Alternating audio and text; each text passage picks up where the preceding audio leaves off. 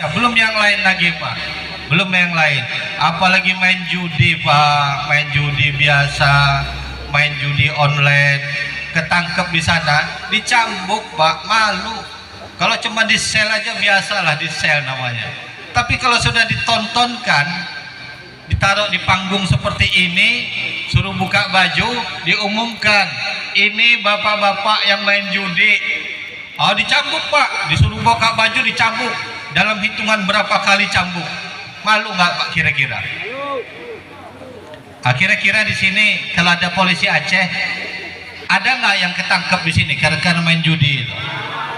Ya Allah, janganlah Pak ya. Ya, main judi itu apa? Yang miskin tambah susah itu nanti ya, yang kaya jadi miskin. Nggak ada orang main judi itu kaya itu karena main judi. Itu cerita Pak. Cerita tentang ibadah. Jadi ada ibadah mingguan, ibadah seminggu sekali, bukan mingguan, yaitu tiap hari Jumat. Nah, setiap hari Jumat itu bapak-bapak, kalau ibu-ibu salatnya zuhur biasa di rumah, tapi kalau bapak-bapak ke masjid, itu namanya ibadah seminggu sekali, yaitu sholat Jumat berjemaah di masjid. Ada juga yang ibadah setahun 2 kali. Itu disediakan ibadah yang setahun 2 kali. Apa itu ibadah setahun 2 kali? Salat Idul Fitri dan salat Idul Adha. Itu salat setahun 2 kali. Kok ada telepon?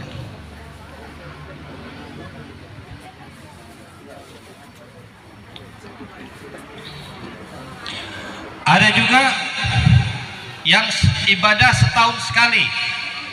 Apa ibadah setahun sekali itu? Haji Pak. Haji bukan setiap tahun, ibadah setiap tahun sekali. Apa itu ibadah haji? Jadi Bapak tahun ini berangkat haji, itu ibadah setahun sekali.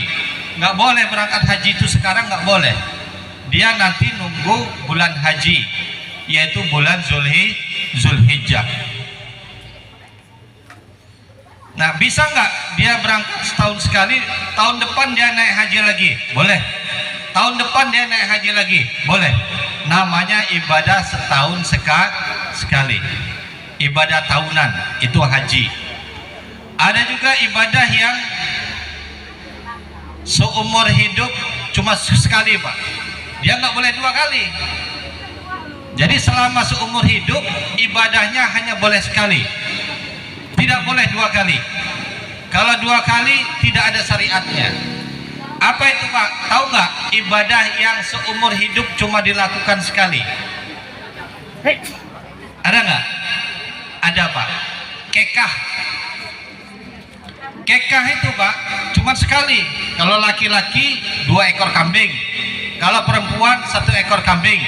Banyak duit Pak, tahun depan kekah lagi, udah nggak boleh. Nggak ada syariahnya itu kekah 2 kali. Jadi selama seumur hidup akekah itu dilakukan cuma 1 kali. Walaupun banyak duit dia. Kalau mau banyak duit, boleh Pak dia kekah seumur hidup cuma sekali. Pak, ini saya banyak rezeki, gimana caranya bisa bersedekah korban? Kalau korban Idul Adha, motong kambing, motong sapi, itu tiap tahun boleh, bukan seumur hidup sekali, tiap tahun boleh. Nah, ada juga ibadah yang seumur hidup sekali. Ada yang tahu Pak? Seumur hidup sekali. Ini cuma 1 kali seumur hidup. Kayak bapak-bapak ini, kayak saya, seumur hidup cuma sekali. Sunat itu Pak, seumur hidup sekali Pak, nggak boleh dia 2 kali, 3 kali, habis barang kita. Bentar-bentar tiap tahun potong, habis barangnya. Jadi kayak seperti ini, kayak anak kita ini Aidil Ahmad ini ibadah yang seumur hidup 1 kali.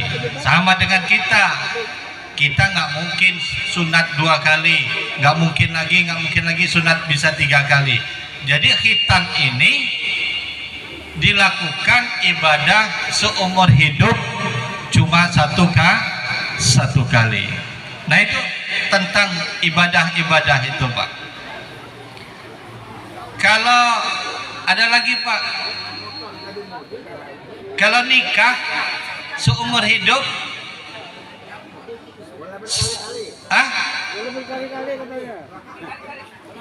gimana? Kalau khitan seumur hidup cuma satu kali. Kalau nikah, oh sekali aja Pak. Sekali aja Bu ya. Sekali aja, kadang nggak keurus. Mau 2-3 kali. Seperti itu. Tapi kalau mau 2 kali, boleh, syariahnya ada. Kalau mau 3 kali, boleh. Syariahnya ada. Kalau mau 4 kali, boleh. Karena itu ada di dalam Al-Qur'an. Kalau 5 kali, baru nggak boleh. Kalau 5 kali nggak boleh. Tapi Pak, kalau kita, ya, kalau bangsa-bangsa kita ini sekali aja Pak. Makanya kita waktu nikah itu didoakan supaya mawadah warahmah hingga akhir hayat, sampai kakek-kakek, nenek. Amin ya robbal alamin. Jadi cukup 1 kali saja. Karena gini Pak, kalau 2 kali gimana Pak Ustaz? Kalau 3 kali gimana? Kalau 3 kali Pak, kita nggak adil itu Pak. Kalau berlaku adil boleh, tapi kalau tidak adil Pak, nanti dirasakan ketika kita melewati jembatan Siratul Mustaqim. Kalau punya bini 2, bini 3, itu nggak adil, nanti lewat jembatan Siratul Mustaqim jalannya miring gini Pak. Ini neraka dalamnya. Amin ya robbal. Amin Bu ya. Amin. Jadi sekali saja ya, kalau bisa 1 kali seumur hidup. Sama dengan kita khitan. Nah Bapak Ibu yang insyaallah dimuliakan oleh Allah Subhanahu Wa Taala, nah khitan ini saya baca bukunya Pak. Khitan ini fikihnya nggak kayak nikah. Kalau nikah itu panjang Pak, ceramah, hikmah nikah dan sebagainya. Korban fikihnya banyak. Apalagi orang haji, fikihnya banyak, hukumnya banyak. Sholat hukumnya banyak. Tapi kalau khitan itu cuma sedikit hukumnya. Khitan ini sebagian ulama mengatakan dia wajib bagi umat Islam. Ada lagi yang mengatakan sunnah muakkadah, hampir mendekati yang wajib. Tapi ada ancamannya. Kalau umpamanya ada orang Islam, dia tidak khitan, ada manusia tidak khitan, maka dia akan menerima resikonya. Resiko yang pertama, kalau ada keluarganya nikah, dia tidak boleh jadi saksi. Nggak boleh jadi saksi Pak. Umpamanya dia pejabat tapi tidak sunat, nggak boleh jadi saksi. Kita tanya dulu, sunat enggak ini? Sunat Pak. Kalau sunat boleh dia jadi saksi waktu keluarga kita akad nikah. Tapi sepanjang dia tidak berkhitan, dia diharamkan untuk jadi saksi. Ini fikih daripada khitan. Mana lagi fikihnya? Dia nggak boleh jadi imam Pak. Nggak boleh. Makanya kalau imam, mana masjid tadi? Imam itu ada imam, ada masjid. Kalau imam, kita harus kenal dengan imamnya. Kalau nggak kenal, kita tegur dulu. Bapak sunat nggak? Oh sunat Pak. Boleh jadi imam. Tapi kalau bapak sunat nggak sunat. Bacaan saya bagus, saya dari pondok, tapi saya tidak sunat. Dia tidak boleh jadi imam. Maka itu 2 resiko yang diberikan kepada orang yang tidak dikhitan. Ini udah dikhitan ya? Udah dikhitan?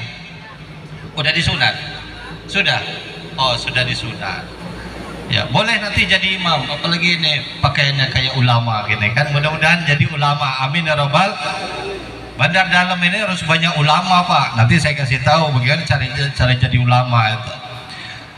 Nah Bapak Ibu yang berbahagia, tibalah kita setelah dikhitan ini Pak, dia boleh nanti jadi imam kalau sudah dewasa. Dia boleh jadi saksi ketika dia sudah dewasa, menyaksikan keluarganya menikah. Kalau sudah besar nanti dibolehkan jadi saksi. Nah kemudian bagaimana, ini kan masih panjang perjalanannya.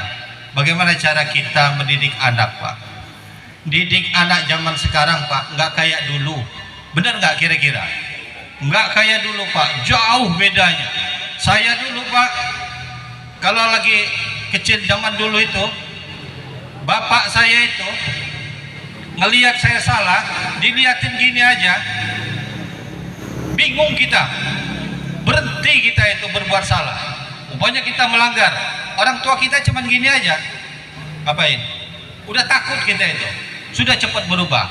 Anak sekarang nggak bisa Pak, nggak bisa. Kita sudah teriak-teriak, dia masih. Saya tiap Jumat itu ngawasin anak-anak sholat.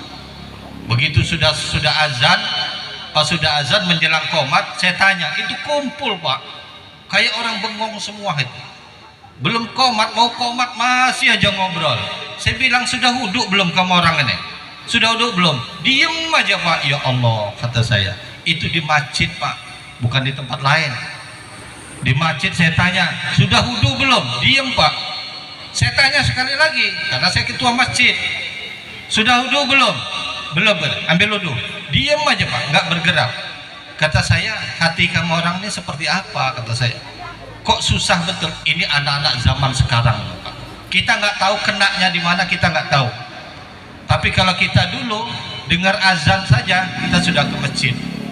Kita dulu dengar qomat aja kita sudah wudhu semua. Tapi anak-anak sekarang saya lihat luar biasa, kerasnya hatinya luar biasa.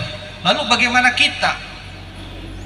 Bagaimana cara kita mendidik anak sesuai dengan doa kita? Makanya nanti ini orang tuanya ini Pak Ansori Abdullah ya.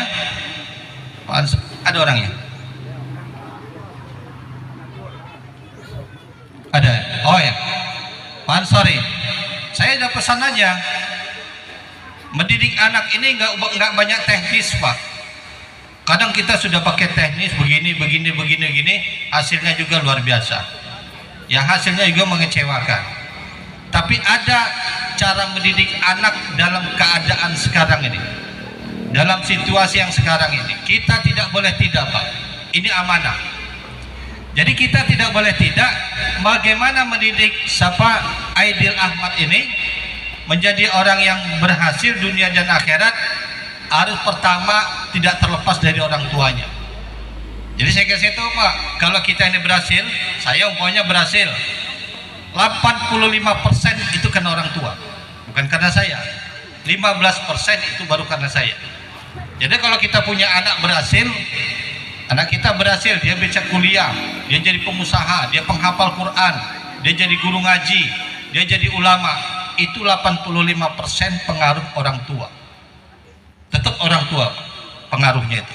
Bukan karena anak kita pintar, bukan karena anak kita cerdas, tapi pengaruh orang tua. Nanti saya sampaikan bagaimana pengaruh orang tua.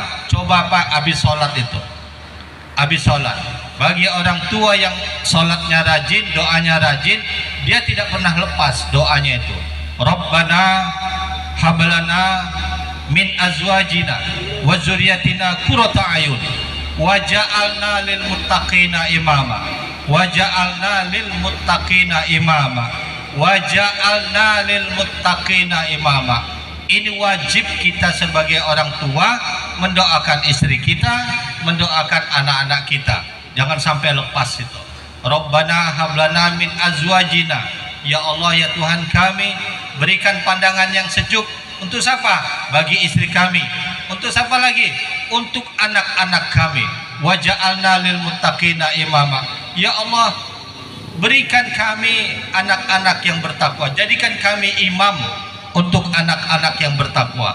Jadi bapak ibu kalau ingin menjadi anak-anaknya berhasil, bukan hanya di dunia tapi juga berhasil di akhirat, kita harus hafal doa itu yang sering dibaca oleh Pak Ustadz.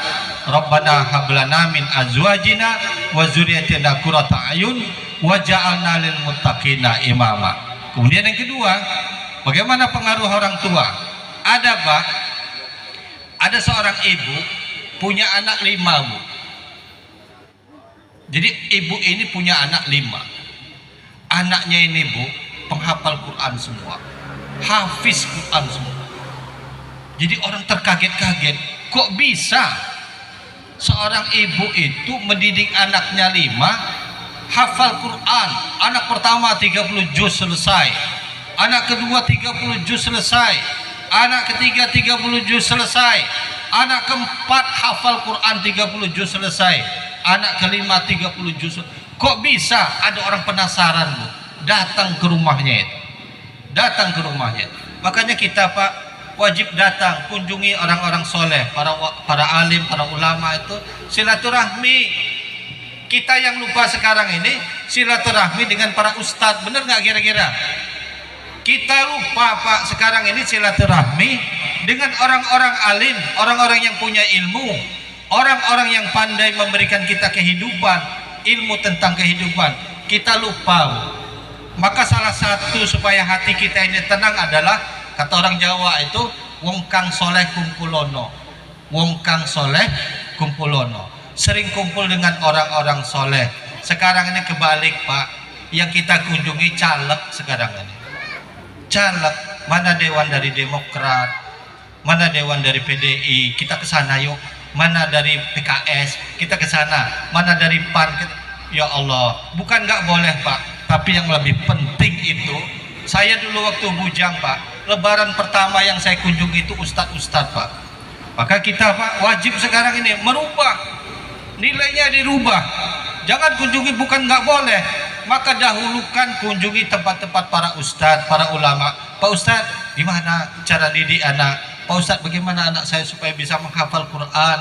Pak Ustadz, bagaimana supaya anak bisa ngaji? Pak Ustadz, bagaimana supaya anak bisa ceramah? Pak Ustadz, bagaimana supaya anak bisa bermanfaat bagi lingkungan? Itu yang sekarang hilang dari lingkungan kita. Kita lebih banyak kunjungan-kunjungan kepada para pejabat. Bukan tidak boleh, Pak, bukan tidak boleh.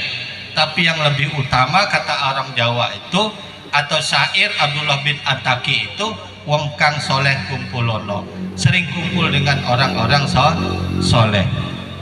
Nah, Bapak Ibu yang berbahagia, ini yang harus kita lakukan sekarang, mendidik anak itu. Maka ada yang saya sampaikan tadi, punya anak 5 hafal Quran semua. Sekarang, Bu, mau nguliahin anak, kalau dia hafiz Quran gratis, gratis, Pak. 5 juz aja ikut tes beasiswa SMA di Jakarta, di Jawa itu, punya hafalan 5 juz saja itu gratis, Pak. Saya alhamdulillah, Pak, anak saya 3, Pak, tidak ada lagi yang SMA. Yang pertama kuliah, yang mau selesai S2, yang kedua kuliah, yang ketiga juga kuliah. Oh, berarti Pak Junaidi banyak duit? Bukan banyak duit, Pak, semuanya beasiswa. Anak pertama gratis, anak kedua di Kairo gratis, anak ketiga di Bekasi gratis, semuanya beasiswa. Kenapa? Karena saya didik anak saya itu bagaimana dekat dengan Al-Quran. Tiga-tiganya penghafal Quran. Jadi ini amanah. Ya, saya titip ini masih bersih ini. Nah, kalau kita ini udah kotor, Pak. Udah banyak campur-campur kalau kita ini. Bener gak kira-kira? Udah banyak campur-campur. Campur ke politik, campur ke calon presiden, campur lagi ke wakil presiden, campur. Udah omongan kita ini udah campur-campur. Tapi kalau ini, saya tanya calon presiden aja nggak tahu ini. Berarti masih kosong ini. Saya tanya berapa calon presiden di Indonesia, dia nggak tahu. Berapa calon wakil presiden, dia nggak tahu. Kalau kita ini tahu, Bang John, calon presiden itu satu Anies Baswedan, oh jempol kata dia. Yang kedua Prabowo, nggak jempol Bang John ini, nggak mau. Yang ketiga Ganjar. Kalau kita ini tahu, Pak, kalau ini nggak tahu, Pak. Mumpung dia tidak tahu, dekatkan dia dengan agama. Maka Bapak dan Ibu yang berbahagia, ketika ditanya ibu ini, Bu, ketika ditanya, Bu, apa rahasianya? Apa rahasianya kok anaknya jadi penghafal Quran semua? 30 juz hafal dia, 114 surat mulai dari Al-Fatihah sampai Qul a'udzu birabbin nas. Hafal tanpa melihat Quran. 5 orang semua penghafal Quran. Jadi ibu ini ditanya, apa rahasianya? Ibu ini ditanya, ibu ini nggak mau jawab. Nggak ada, Pak, kami nggak ada apa-apa katanya. Tapi nggak mungkin, ibu pasti ada sesuatu sampai anak ibu ini penghafal Quran. Apa rahasianya? Karena dia didesak Didesak terus, apa rahasianya? Maka dikeluarkanlah rahasianya itu. Rahasianya dikeluarkan. Apa yang ibu lakukan sehingga punya anak bisa taat kepada orang tua, bisa sopan, akhlaknya bagus, penghafal Quran. Maka kata ibu ini, Pak, saya tidak ada yang saya andalkan, cuma satu yang saya andalkan, cuma satu yang tidak pernah lepas setiap hari dari bibir saya ini. Apa itu? Maka ibu ini membaca doa dalam surat Al-Fatir, surat Sofat ayat 100 itu ada dalam Al-Quran. Saya tidak banyak berbuat apa-apa, cuma saya tiap hari saya berzikir, berdoa. Apa doanya? Rabbi habli minas solihin. Ini yang harus kita tanamkan kepada anak-anak. Rabbi habli minas solihin. Dia nggak banyak uang, dia nggak banyak teknis, dia nggak banyak yang macam-macam, cuma setiap hari dia minta kepada Allah, Rabbi habli minas solihin.